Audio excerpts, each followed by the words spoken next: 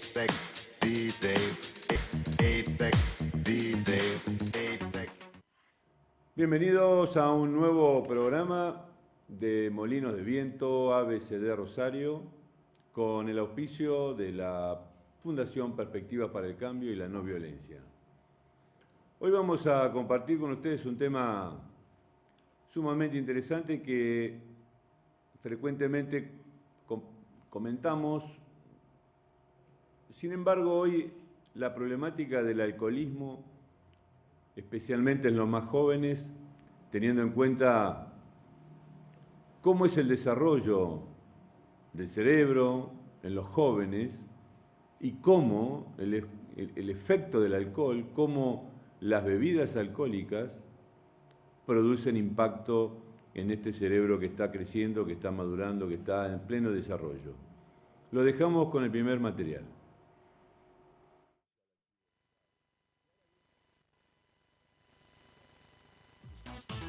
Cerebro adolescente, entre aislarse y gustar. ¿Es inevitable la crisis de la adolescencia?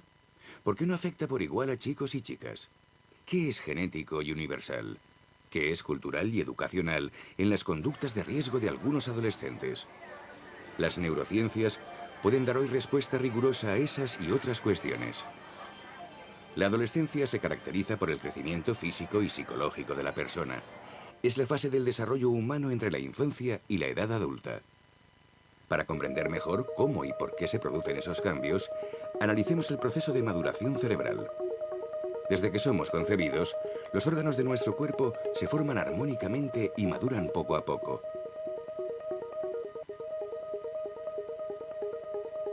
El cerebro sigue desarrollándose de forma gradual durante la infancia y madura en la adolescencia por áreas, siguiendo un proceso ordenado que comienza en la nuca y avanza hacia la frente.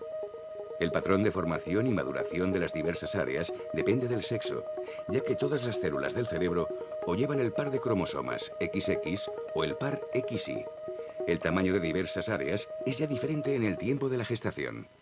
En los primeros años de la juventud, esta onda de maduración alcanza las áreas frontales que controlan y aunan lo afectivo y lo cognitivo. Al comienzo, el cerebro está formado solo por materia gris. La maduración consiste en el proceso de convertir materia gris en materia blanca.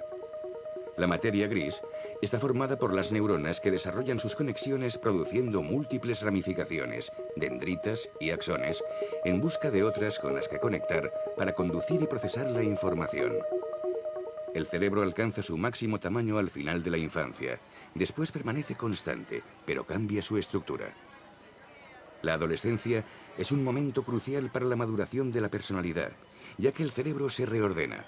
Unas áreas crecen, otras se reducen mediante una especie de poda de las ramificaciones que elimina lo superfluo, y otras se reorganizan. Se modelan las conexiones entre neuronas en la llamada sinapsis. Al mismo tiempo, se van protegiendo los axones con una funda de mielina para mejorar la conducción de la información. Poco a poco, estas terminaciones se van uniendo a otras formando fibras y fascículos. De esta forma, aproximadamente de los 8 a los 18 años, la sustancia gris se va convirtiendo en sustancia blanca, como una onda que alcanza en distintos momentos las diferentes áreas del cerebro. Al mismo tiempo que ocurre este proceso, se perfeccionan las facultades cognitivas, la capacidad de estudio, lectura, memoria, etc. Se ha llegado a establecer un patrón universal del desarrollo arquitectónico y funcional del cerebro en función de la edad cronológica. Los lóbulos parietales, encargados de la coordinación del movimiento, maduran primero. Después, maduran las áreas que procesan los estímulos sensoriales. El desarrollo continúa en áreas de los lóbulos frontal y temporal, encargadas de procesos cognitivos y emocionales. Y finalmente, la onda de maduración alcanza la corteza prefrontal implicada en el control de los impulsos, el juicio y la toma de decisiones. Este patrón universal muestra las diferencias naturales en la maduración del cerebro de las chicas y los chicos, lo que se debe a que las hormonas de la pubertad se producen a edades diferentes y de forma distinta, cíclica en las chicas y continua en los chicos. En las chicas maduran más rápidamente las regiones de la corteza frontal que procesan el lenguaje, el control del riesgo, la agresividad y la impulsividad. En los chicos, las regiones del lóbulo inferior parietal, cruciales para las tareas espaciales. También difieren el hipocampo y la amígdala cerebral de ambos, contribuyendo a las diferencias de desarrollo cognitivo y social durante la adolescencia. El cerebro de los primates madura de la nuca hacia su minúscula frente, de forma que los cambios de la organización arquitectónica de la corteza cerebral se traducen únicamente en una mayor y mejor conexión entre neuronas. Pero los animales no tienen crisis de adolescencia. Solo los seres humanos están permanentemente abiertos a las influencias de la educación, la relación con los demás y sus propias decisiones. Toda experiencia humana deja huella y produce cambios persistentes en los patrones de las conexiones neuronales del cerebro, específicas y propias de cada uno según la historia de su vida. El cerebro adolescente es inestable por los rápidos cambios que permiten el paso del cerebro infantil al cerebro joven. En esta etapa se produce la transición desde la dependencia del núcleo familiar a la independencia a través de las relaciones interpersonales y sociales. La maduración conlleva cambios emocionales, mentales, psicológicos y sociales, influidos por las hormonas sexuales, cuya concentración se incrementa dramáticamente con la pubertad. Aumenta el interés por la actividad sexual. Se experimentan cambios en la motivación, los impulsos y las emociones. En definitiva, se altera el mundo afectivo personal en una etapa en que los sistemas que integran las emociones en las decisiones racionales aún está madurando. Por otra parte, se establecen los circuitos que permiten la memoria autobiográfica, imprescindible para la formación de la propia identidad. Se despierta en los adolescentes el querer saber quién soy y cómo soy. En general, en ellas, su cerebro se hace muy sensible a los matices emocionales de aprobación, aceptación o rechazo. Su prioridad se centra en relacionarse socialmente, agradar y gustar. El estrés se dispara ante los conflictos en las relaciones con los demás o ante un peligro. Con las conversaciones en las que comparten su intimidad, relajan el estrés, gracias a que los estrógenos activan la liberación de dopamina, hormona de la felicidad, y de oxitocina, hormona de la confianza, que a su vez alimenta ese impulso en busca de intimidad. Por su parte, en general, en ellos, la elevación de la testosterona les hace casi literalmente querer desaparecer del mapa social.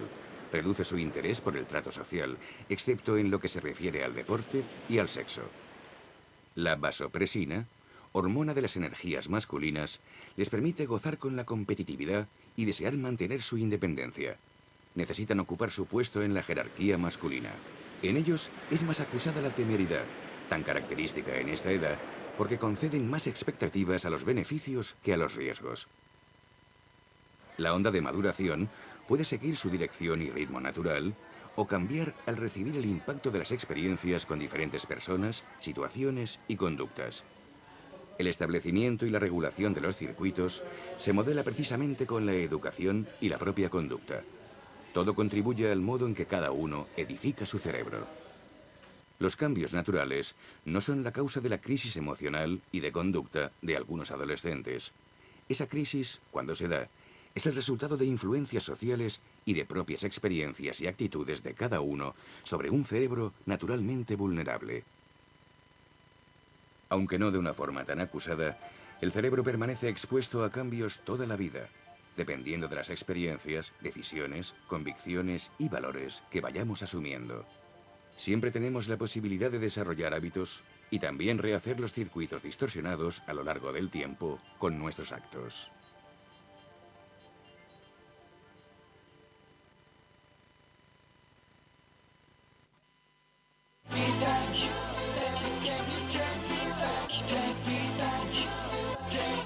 ABCD, prevención y atención de adicciones. Consultas 0341-439-9540, 421-2302.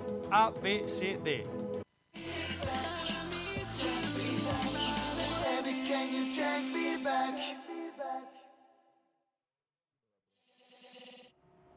Muy bien, ustedes acaban de observar una detallada evolución, si bien muy esquemática y muy rápida, pero suficientemente clara para entender cómo el cerebro desde que el niño accede a este mundo y luego pasa por la infancia hasta llegar a la adolescencia, sigue creciendo y especialmente estableciendo las conexiones que le permiten conectarse con su medio ambiente, conectarse con sus emociones, con sus desarrollos cognitivos, sus desarrollos intelectuales. La diferencia entre varones y mujeres jóvenes siempre va de la mano con el despertar de la activación hormonal luego de la pubertad. Esto es lo que normalmente sucede y es lo que debemos tener muy en cuenta a la hora de pensar la prevención de las adicciones. Imagínense a este proceso tan complejo y tan sutil que dura varios años durante toda la adolescencia, si lo complicamos, si lo impactamos con nicotina, alcohol y algunas otras drogas. El alcohol de por sí ya es un problema serio y ahora vamos a ver por qué. El primer impacto que produce el alcohol es rápido. A los 90 segundos de entrar en el torrente sanguíneo, el primer trago llega al cerebro. Allí incrementa la producción de sustancias químicas que producen placer, como la dopamina o las endorfinas, aumentando el efecto de euforia. Pero cuando se produce un consumo excesivo, como en el caso de Ryan, se activan las células del cerebro que combaten el veneno y le dicen a su cuerpo que cese de introducir alcohol en su torrente sanguíneo. El cuerpo se pone en modo defensivo, su diafragma se contrae hacia abajo bruscamente, sus músculos abdominales presionan su estómago, lo que haga falta para expulsar el alcohol. Es más que probable que vomite. Los vómitos recurrentes no son solo desagradables. Normalmente son una señal de que existen daños graves en los órganos principales, como el hígado y el páncreas. Consumir demasiada cantidad de alcohol de una sola vez podría ser mortal. El sistema de supervivencia automático del cerebro se desborda y simplemente se apaga. El cerebro deja de enviar señales a los pulmones, por lo que estos dejan de respirar. La garganta deja de funcionar. Cuando la salida del aire se bloquea, ya no se producen náuseas como efecto reflejo. La persona puede ahogarse en su propio vómito o asfixiarse incluso estando despierto. Todas las personas alcohólicas viven bajo una amenaza de muerte. El alcohol mata a 75.000 estadounidenses cada año. La ausencia de alcohol puede hacer que el cuerpo de la persona alcohólica entre en shock. El sistema nervioso desestabilizado produce temblores incontrolables en los músculos. El termómetro corporal puede dejar de funcionar correctamente, haciendo que la temperatura suba bruscamente. El músculo del corazón lucha por mantener un ritmo constante. En los casos más extremos, el síndrome de abstinencia puede provocar un ataque o un paro cardíaco. Igual que para todas las personas que beben habitualmente, para Ryan el alcohol tiene un gran impacto. ¿Ha comido algo hoy? A corto plazo, reduce la actividad cerebral, hace que el discurso sea poco claro y puede provocar episodios de pérdida de consciencia temporales. Los posibles efectos a largo plazo son aterradores. Los órganos principales pueden sufrir daños permanentes, ya que intentan lidiar con el flujo constante del líquido venenoso que recorre el sistema circulatorio. El cerebro se reduce, ya que las neuronas se deforman y las células disminuyen en contacto con el alcohol. El corazón se debilita lentamente al bombear sangre contaminada por todo el cuerpo. Y el proceso digestivo habitual del páncreas se acelera para intentar hacer su trabajo tanto con la comida como con las toxinas. Comer puede ser tremendamente doloroso, ya que los órganos se inflaman. Y el páncreas se ve dañado continuamente, lo cual puede llevar a un colapso total de su función. Ahora mismo, obviamente, no es la alegría de la huerta. No me encuentro muy bien. Veo doble, por si lo quieres saber.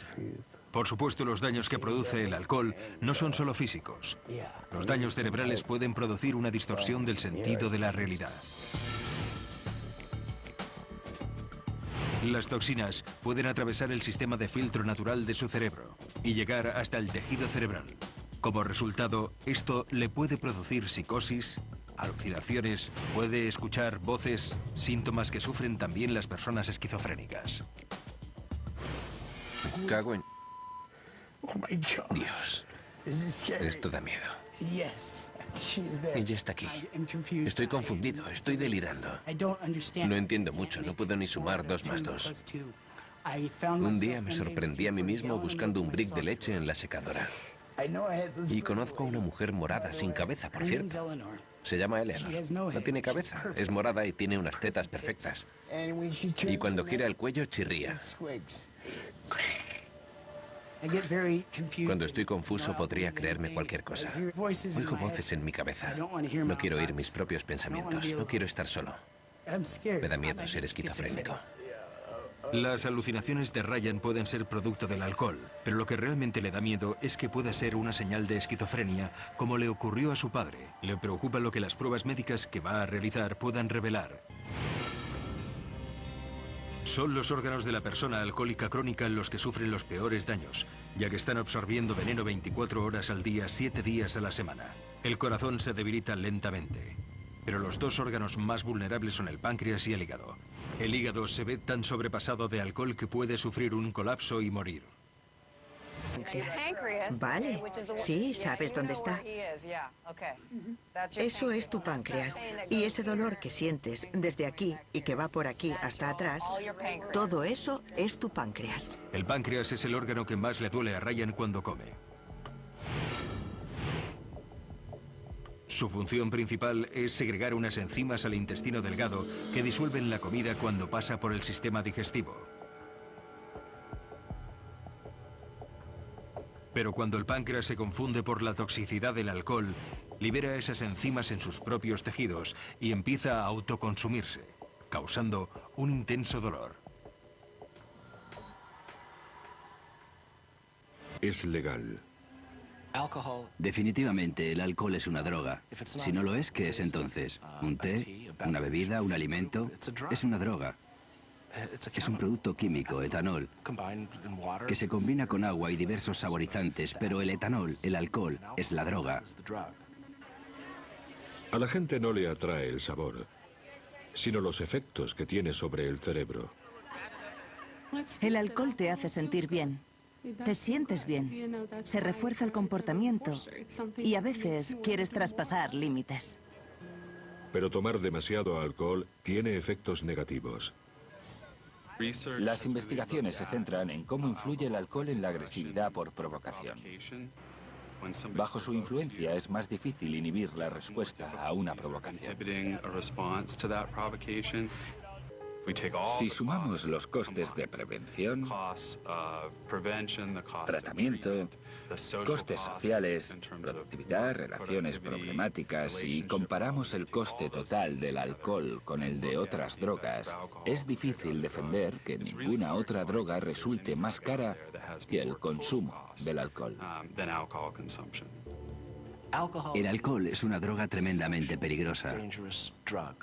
Es muy fácil tener una sobredosis y las consecuencias pueden ser letales. Ha tomado más de 10 cervezas y bastantes chupitos de vodka. El factor genético es muy importante.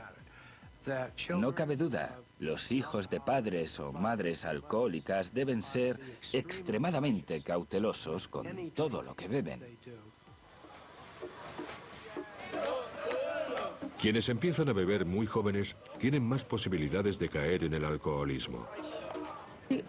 La iniciación temprana es un factor de riesgo de los problemas con el alcohol. De hecho, una de las mejores estrategias de prevención que existen es tratar de retrasar la iniciación hasta que las personas sean capaces de tomar buenas decisiones. El conflicto entre el cerebro primitivo y el cerebro superior es un aspecto fundamental de la conducta humana. Las circunvalaciones del cerebro superior de Greg, la corteza cerebral, hacen que sea un ser inteligente y civilizado. Pero por debajo se encuentra el sistema límbico que alberga sus instintos primitivos. Pero a pesar de que el cerebro primitivo solo pase a primer plano en momentos de crisis, mantiene constantemente el control de las funciones básicas del cuerpo de Greg.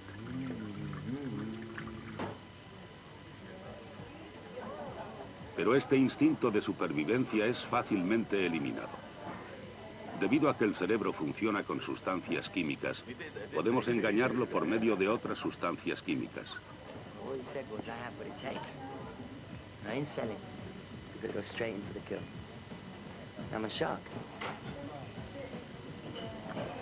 Desde el estómago, el alcohol pasa al flujo sanguíneo de Greg casi instantáneamente, y la sangre lo lleva por todo el cuerpo.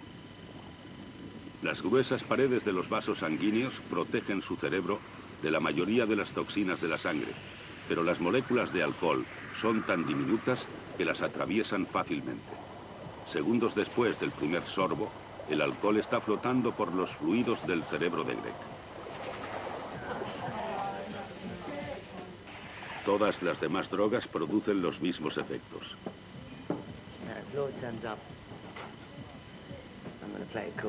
Greg tiene una subida de sustancias químicas sin hacer nada para sobrevivir. 2 botellas de cerveza más tarde, se está rompiendo el equilibrio de poder en la cabeza de Greg.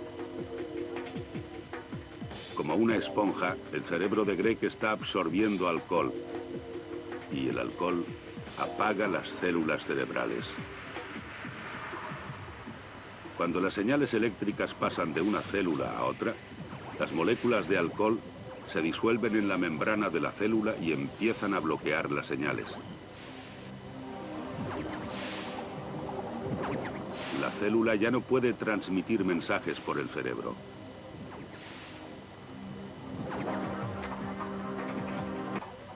Todas las partes del cerebro de Greg sufren los efectos del alcohol, pero este ataca antes a la corteza cerebral.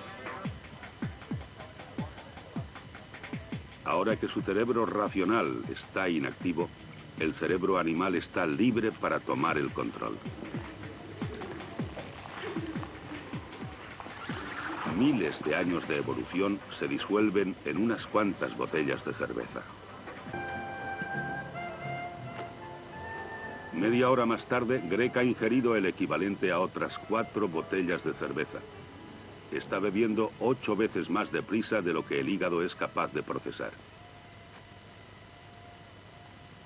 Hace horas que el cerebro superior le ha abandonado.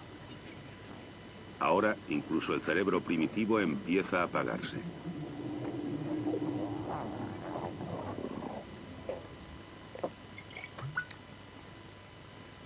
A medida que el sistema límbico falla, el cerebro deja de controlar las funciones corporales más básicas. Está pasando demasiado líquido de la sangre a la vejiga. Por mucho que beba, su cuerpo filtra más. Se está deshidratando.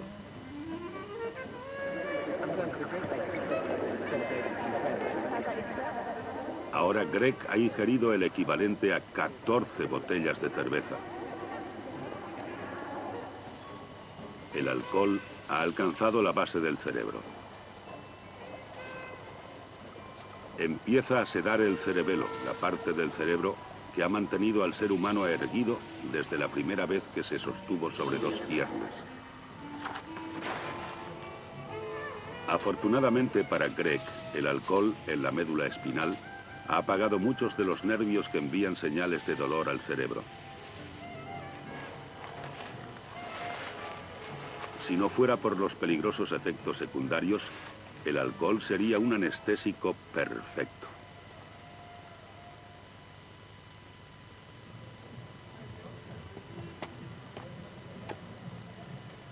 Ahora, el cerebro de Greg está saturado de alcohol. Apenas pasan señales por las células cerebrales, pero asombrosamente, una borrachera aislada no las matará.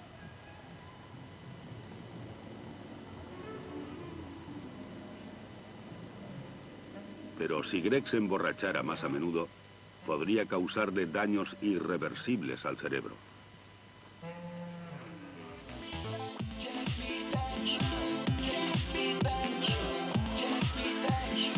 ABCD, prevención y atención de adicciones. Consultas 0341 439 9540 421 2302. ABCD.